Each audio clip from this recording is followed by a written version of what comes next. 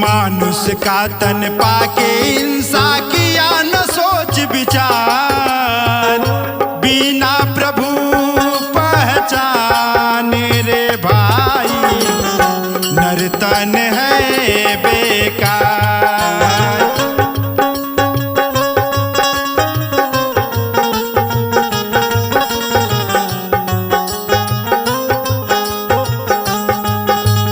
मानुष का तन पाके हिंसा किया न सोच विचार, बिना प्रभु पहचाने रे भाई नर तन है बेकार।